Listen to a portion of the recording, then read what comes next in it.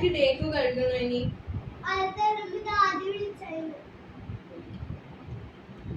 ഡേക്ക് കഴുകണ നന്നായിട്ട് കഴിക്കായിരുന്ന.